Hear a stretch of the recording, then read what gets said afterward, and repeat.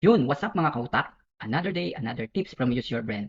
So for this video is gagawin lang natin ng video kasi nag-review ako, tagal-tagal ko nang hindi gawa ng video kasi medyo busy. So nagbabasa ako. So isa sa mga comment na napansin ko ay may nag-comment na, "Hello po, this is very helpful sa akin. Bali, ask ko lang po kung paano kapag nag-time in naman ng maaga pero ang start ng work is 8 a.m. For example daw, 6:50 a.m. siya time in. Pero ang ina-account lang nun is yung 8 a.m. So paano daw yung formula? So nga pala, kung hindi nyo pa nakapanood yung video ko na isa, yung una kong video about time computation, better na panoorin nyo yun kasi marami talaga kayong matutunan doon.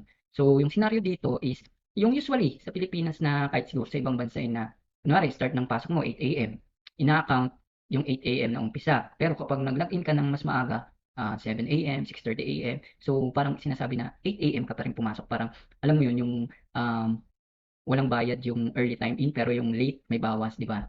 Napaka-unfair pero normal na sa ano natin 'yun sa Pilipinas. Ayan. So dito may example nga pala ako. Simpleng ano lang, example pero alam ko masasagot yung tanong ni Madam. So meron tayong ditong day, time in, time out, then naglagay na rin ako ng break. Ayan, and then total hours. Ayan.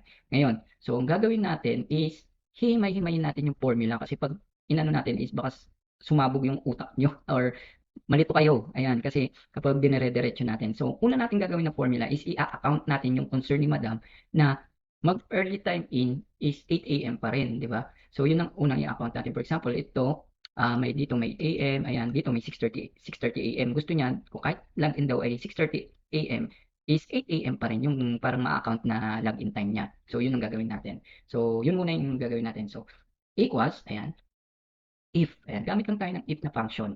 And then, ang logical test natin dito is manggagaling kay time in.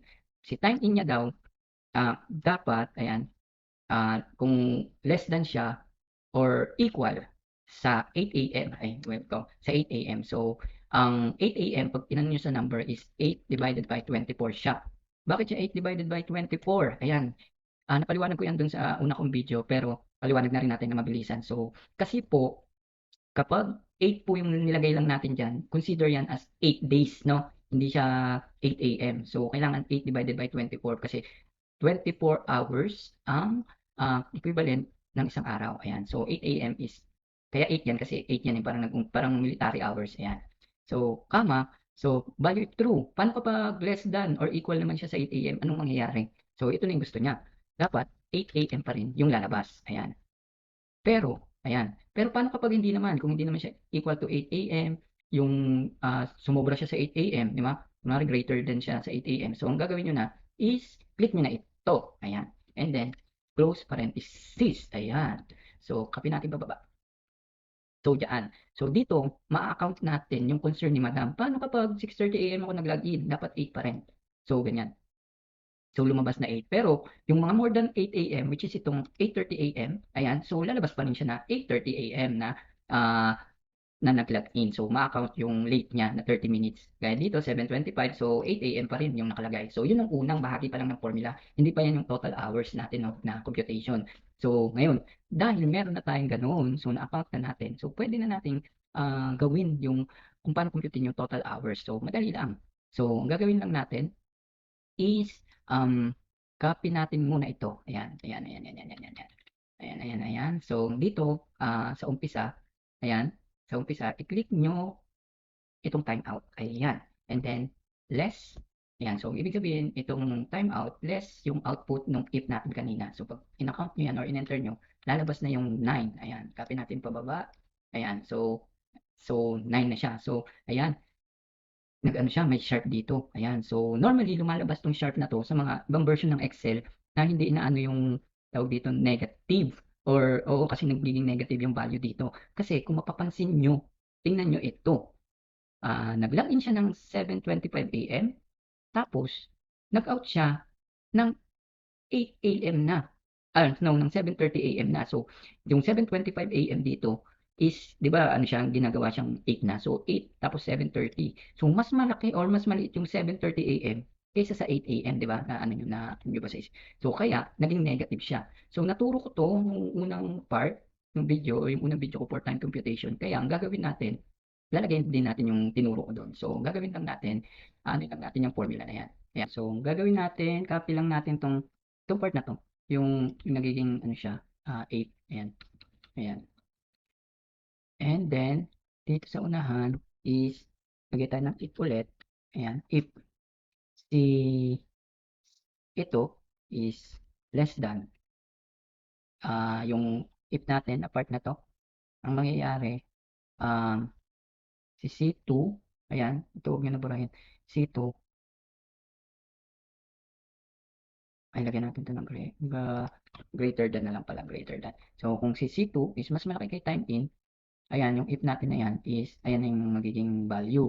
Pero, yung parang normal lang na time out minus time in. Pero, kapag hindi siya mas malaki, ang mangyayari is si C2 minus time in plus 1. Diyan natin yan. Kasi bakit plus 1? Kasi, um, lumipas ng isang araw. Ayan. Kaya plus 1. Kaya pag enter mo yan 9. So, try natin hanggang baba. Ay, tumigay pa. Ayan. So, naging 23, 30 na siya. So, hindi na siya negative. Tapos, na-count na yung yung total hours niya, which is kapag inano niyo yan, kasi ito 'di ba parang inisip natin 8 AM na dun sa formula natin. So kung 8 AM, lumabas siya ng 7:30 AM. So meron siyang total hours na 23 hours and 30 minutes. No? Ang laki nun. Walang tulugan. Ayan. So ngayon naman, ito namang part na to, yung may break. Ayan. So dun sa part natin na or sa video natin na una, inano ko na rin yung computation ng break. Ayan. So pwede niyong panoorin yun dun. Marami kayong matututunan dun. So ganyan lang. Pwede niyong idugtong na lang dito. Ayan. Minus yung cell kung nasaan yung break. No? Ayan. So pwede niyo na yan. And then copy niyo na lang pababa. Ayan. Para males na yung um, tawag dito yung break. So, ayan na yung total hours niya for each day. Ayan. So, dito mga kautang sa ilalim, nilagyan ko ng sum. Ayan. So, kung mapapansin nyo, ayan, ito okay naman, 5. Di ba? 1, 2, 3, 4, 5. Pero dito, tingnan nyo, 6. Kung ipa-plus natin yan, hindi naman yung 6. Dito is 54 siya. Pero 6 siya. Hindi ko alam kung bakit. So, ginawan ko siya ng ano, hindi ko maintindihan kung bakit. Di ba? So, pag kinonvert naman natin siya sa number, yan, lagyan natin, gawin natin number. So, 2.25. So, ngayon, inisip ko, paano siya magiging tama dito? Kasi ganito yung, baka sa inyo, kung nagiging 54 siya, okay na. Sa akin, siguro sa Excel ko to. Sa ano, kasi minsan talaga sa mga Excel version, nagkakaiba-iba sila ng output eh. So, gagawa na lang natin ng paraan. So, una, gawin natin siyang, kung ganito rin yung scenario sa inyo, hindi siya nagiging tama. So, gawin nyo, i-convert nyo yung total sa number. Ayan, sa number na format. And then, dito sa formula ng sum, times nyo lang sa 24, which is 24 days. Ayan. So, times nyo sa 24. Ayan. Ayan. So, 54. So, naging tama siya sa 54. So, di ko sure kung bakit siya naging ganun.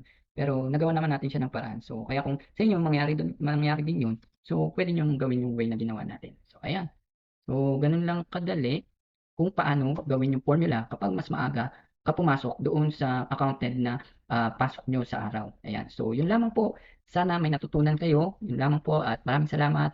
Subscribe niyo po or follow my page in Facebook or my TikTok account. So, yun lamang po ulit. Paulit-ulit. Use your friend.